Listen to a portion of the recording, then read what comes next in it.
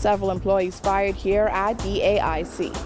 Police investigating a video showing officers beating a man as they try to get him in a squad car. We've got that story for you straight ahead.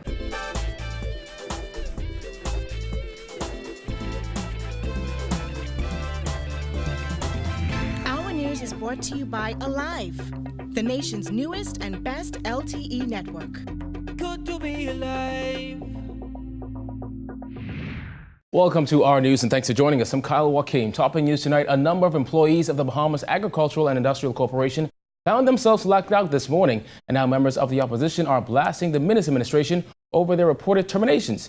Giorgio Bain tells us more. Well, as you can see just behind me, security officers are blocking the access road here at BAIC, as we're told that several employees received their letters of unemployment, but according to the leader of the Progressive Liberal Party, he believes is politically involved. Our news was on site this morning where police officers were called in, but opposition leader Philip Brave Davis says little to no explanations were given to those employees who received letters of termination. Well, I was advised about an hour ago by the chairman of our party that information has reached him is that a number of employees were locked out of entering the workplace, BAIC, and that later on police officers were called and are presently on site, and no reasons were given other than there has been and has for quite some time rumors that there'll be a disengagement of a number of employees from BAIC. And more particularly, we suspect that most of them are persons who are known to have supported the Progressive Liberal Party over the years. Anthon Thompson has been with the corporation for 15 years and was left dumbfounded after being informed that he must now join the unemployment line. According to Thompson, the letter details that he has been disengaged due to negligence of his duties. However, he has never received any warnings. I'm being pushed on the unemployment line unfairly and unjustly. This is unacceptable. And I say to you, Hubert Minnis, Prime Minister of this nation, I am looking forward to you. I am calling on you to correct this wrong. This is nonsense. You said it's the people's time. I am a Bahamian, so I am a part of the people. And I'm calling on you, sir, as Prime Minister of this country, to call into account BAIC's executive board, BAIC's executive chairman, Michael Folks, BAIC's general manager, and all persons who had a hand in this nasty thing that has happened to me today. I have a family to feed. I am a responsible parent. I take care of my bills. I am a contributing citizen of this country. I do not deserve this. This latest round of dismissals comes 1 week after the latest labor force survey revealed that more than 2,500 government employees have been sent home between May and November of 2017. PLP Chairman Senator Fred Mitchell says this government's tactics of slimming down the public service is going to negatively impact the country overall and put a strain on social services. It is a misdirected economic policy which was discredited in the era of the United States under Reagan. This business that you have to tighten up your belt and that's the way you're going to improve the economy.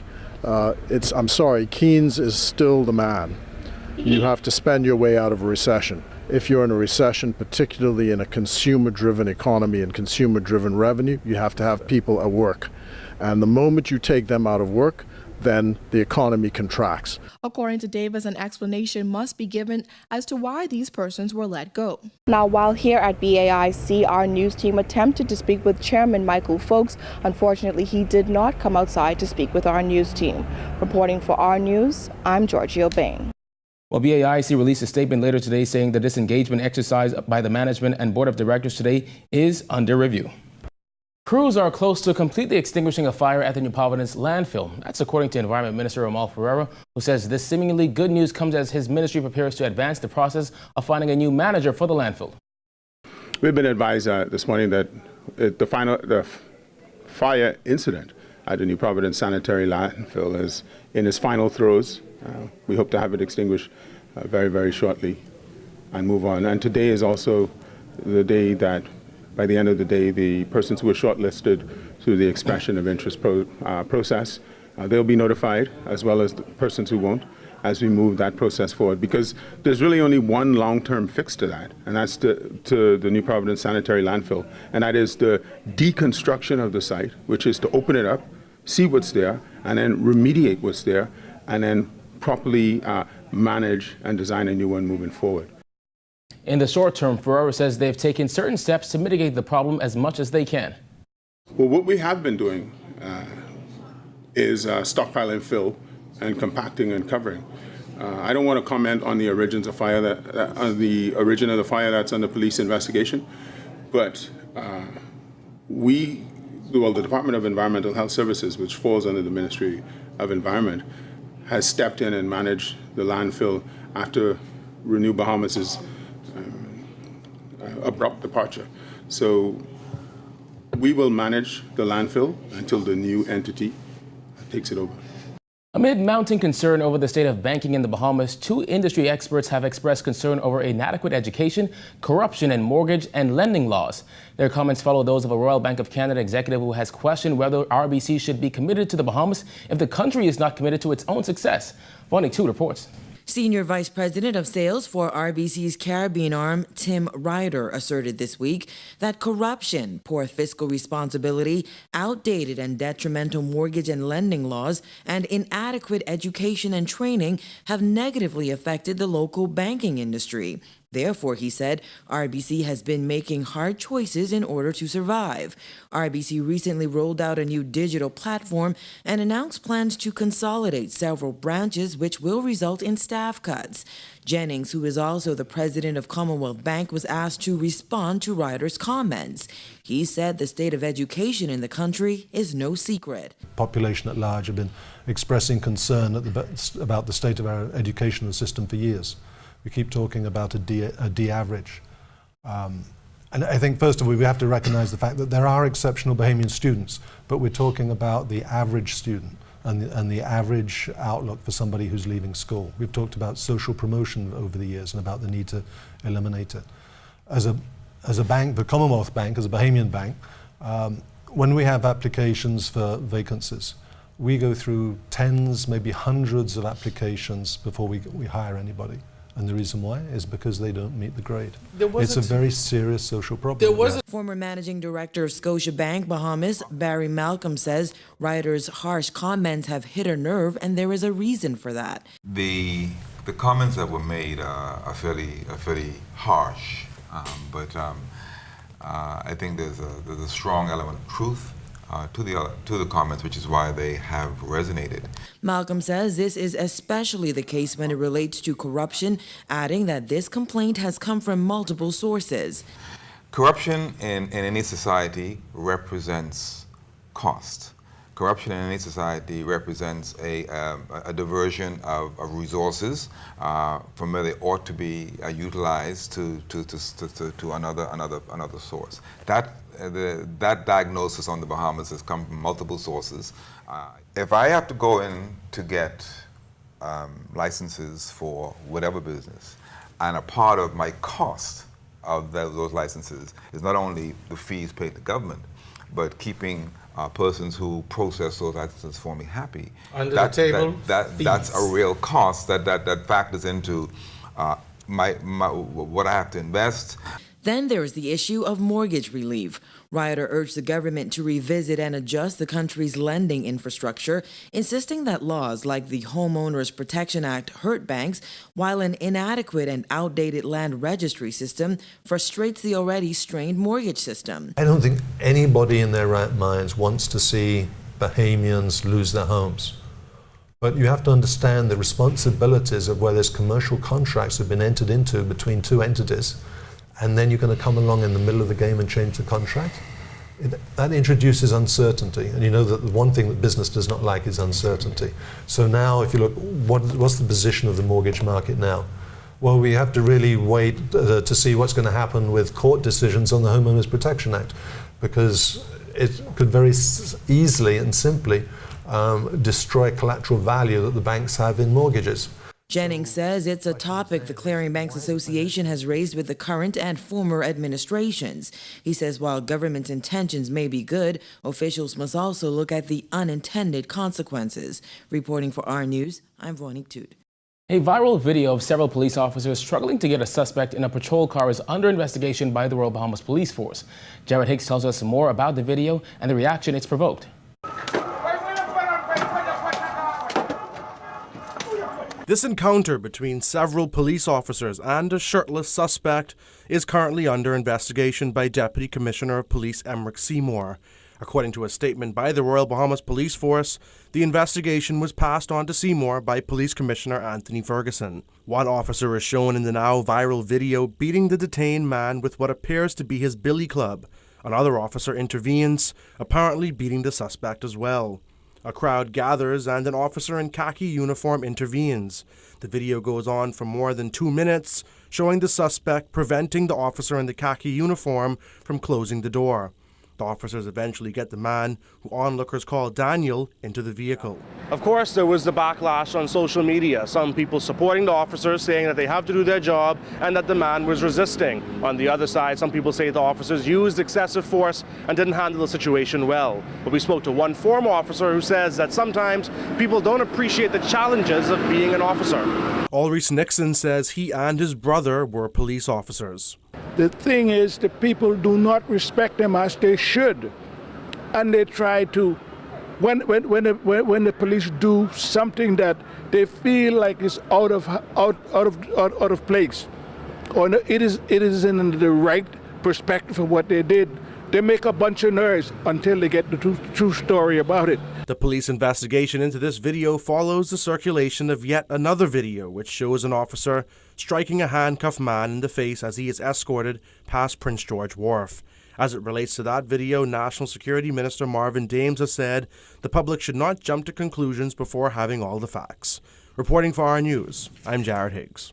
Months after the National Recovery and Reconstruction Unit was transferred to the Ministry of Works, the man who heads that ministry says that unit has significantly scaled down its payouts to only cover minor repairs. Works Minister Jasmine Bannister says there is only so much the government can do with the millions allocated to help thousands of homeowners. Jasmine Brown reports. Bannister says with only $10 million budgeted to fix hundreds of homes that were impacted by major storms over the last 2 years, only minor claims will be accepted. Just how minor? Well, according to Bannister, payouts will not top $4,000. The critical issues is NRRU can only do so much. We can assist persons with claims up to $4,000. If you come with a claim of $40,000, $50,000, it is something that you may have to seek other assistance with another agency. Bannister says the government has allocated $10 million to carry out repairs, but warned that it would no longer finance home rebuilding.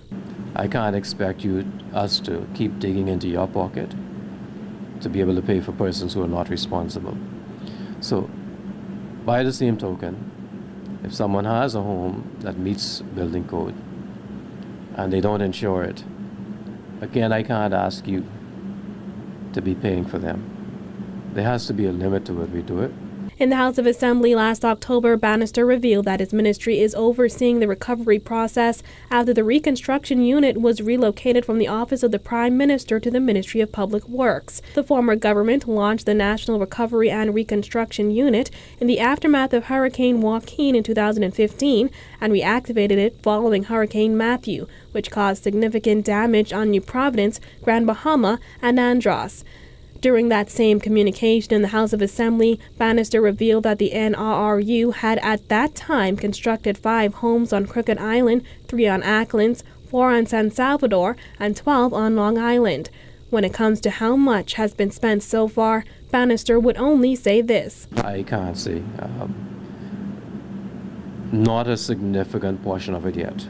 But we expect that with the hurricane season coming up, there'll be an increase in the pace at which matters move. As for those homeowners who may feel they deserve more, as I said in the House of Assembly when I spoke to this issue, it's absolutely critical for people to insure their homes.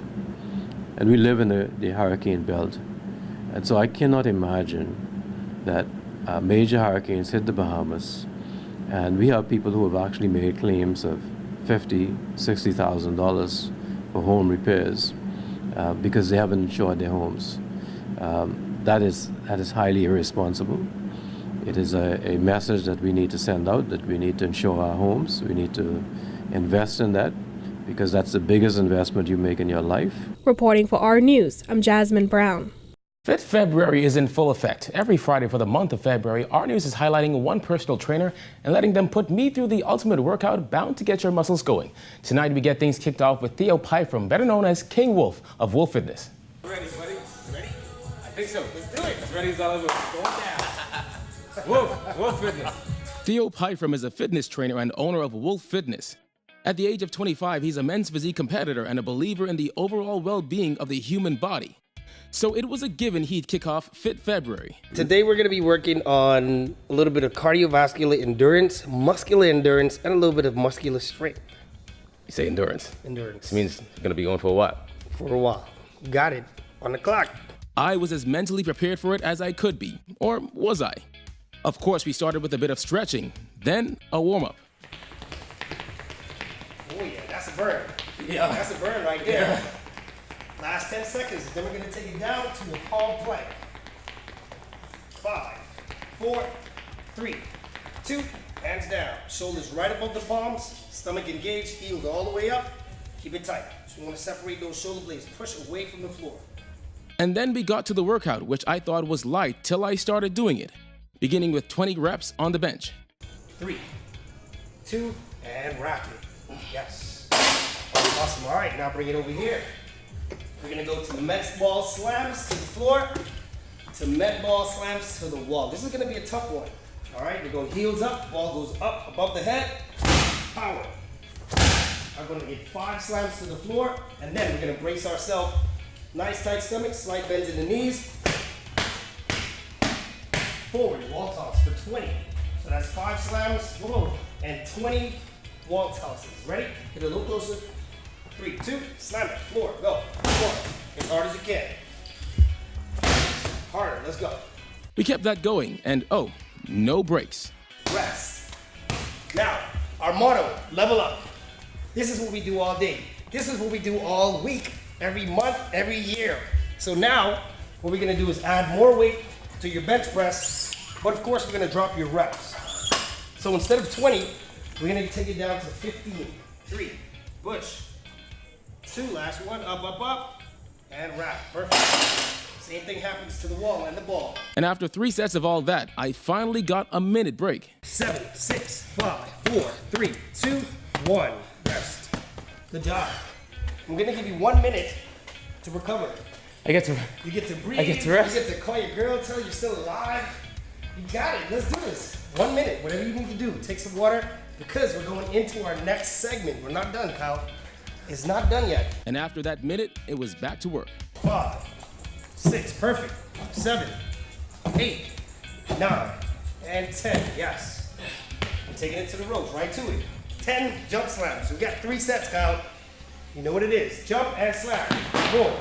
Put some body into it. 2, 3, 4. Slam it harder. 5. There we go. 6, 7. Harder. Come on. 8, 9, and 10. 30 seconds on the reps. 30 seconds. How's your heart rate feeling? Out of your chest, right? Boom. You got 30 seconds and then we're back to it. Set number 2. The party never stops. The party never stops. You're feeling swole, right? Yeah. Chest is saying, hello, weekend. 30 seconds never felt so short. Now we're talking. 8. Get it. 9. Push. Push it, Kyle. Let's go. Up, up, up. Yeah. That's what I'm talking about. Let's get it. Right to the ropes. Right to the ropes. You gotta handle it. You gotta handle it. Do it. Big slam. 10 slams. All out. 10. There we go. 9. Harder. After another set of that, it was on to abs. 20. Last 10. Don't stop. 10. Last 10. Go. 9. 8. Keep it up. Take control. Control it. You got 30 seconds. Make sure that stomach is super tight. 7. It's all you. 6. Take it all the way back. 5. Don't shortcut it. There we go. 4. 3. Control it. 2. Last one up. Not a mercy. Fire in the hole. And just when I thought it was done, we're halfway there, Kyle. Breathe and squeeze. It's all you. Push. Push. Come on. Last 10. Now. 8. 7. 6. Work. 5. 4. 3. 2, and yes. That's what I'm talking about. Beast mode, bruv. Hey. That's it? That's it. I did it? You did it. Woo! Yeah. You made it. Man's hot. Yeah. I did it. That's a good one, boy. Good one. Woo-hoo. Total body. Mainly upper body in the chest and shoulders, but during your jump slams, you got a lot of legs in there.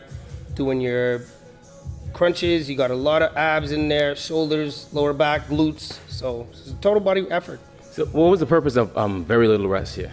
Very little rest to keep your heart rate up so you burn calories while still strength training and stimulating the muscle fibers. You can find us on Instagram or Facebook at Wolf Fitness Club. And then from there, we can answer all of your questions, send you the location pin if you have problems finding us. Still to come on our news, the Ministry of Environment and Housing signs an MOU to protect Bahamian straw. The details are after this break.